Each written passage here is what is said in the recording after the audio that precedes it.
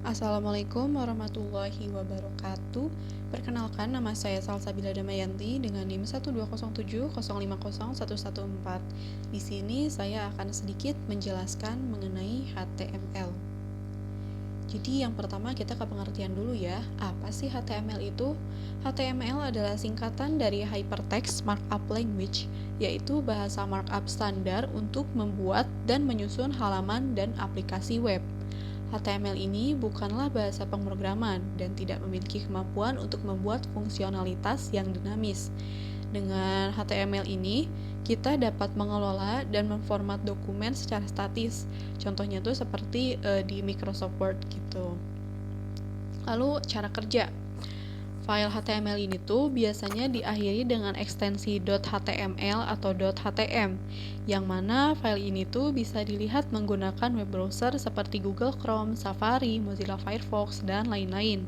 Browser tersebut dapat membaca file HTML dan akan merender kontennya, sehingga user internet itu bisa melihat dan membacanya. Membacanya.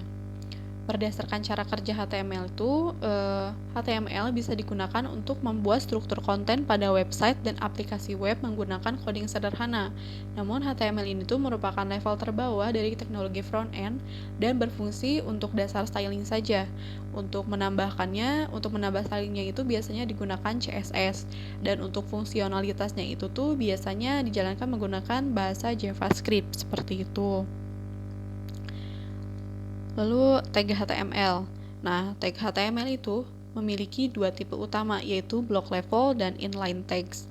Pada elemen block level ini tuh, jadi dia elemennya akan memakai semua ruang yang tersedia dan akan selalu membuat line baru di dalam dokumen. Contoh dari tag block level itu tuh adalah heading dan paragraph. Lalu elemen inline tags. Nah, elemen inline text ini tuh hanya akan memakai space yang sesuai dengan kebutuhannya saja, dan dia tidak akan membuat line baru di dalam halaman. Biasanya elemen ini tuh akan menformat isi konten dari elemen block level.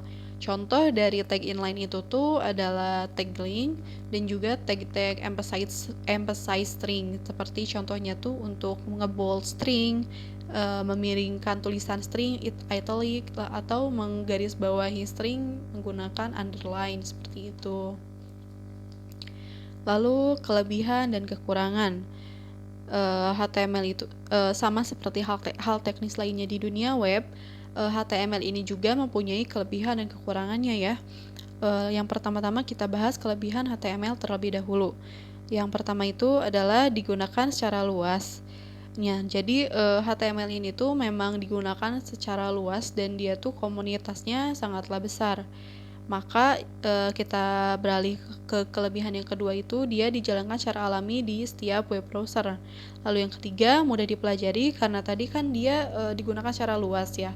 Berarti banyak juga orang yang menggunakan, yang artinya pun akan banyak terdapat sumber-sumber atau dokumentasi untuk kita belajar gitu.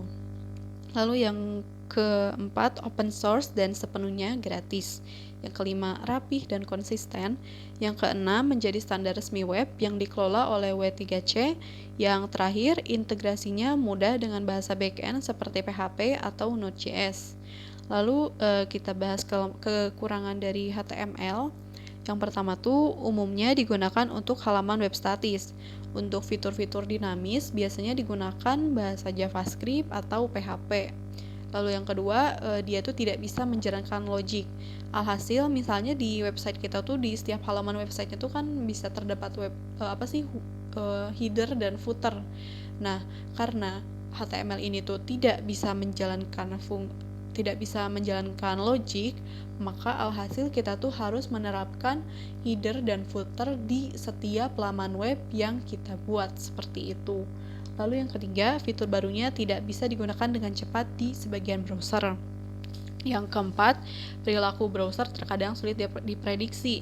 Misalnya, browser lama tidak selalu bisa merender tag yang lebih baru. Alhasil nanti tuh di websitenya tuh bisa tampilnya tuh tag HTML-nya saja yang dia tuh belum dirender, jadi itu dapat menyulitkan user untuk mengerti konten dari laman webnya. Ini contoh dari kode HTML. Mungkin cukup sekian yang dapat saya sampaikan. Mohon maaf apabila terdapat kesalahan. Wassalamualaikum warahmatullahi wabarakatuh.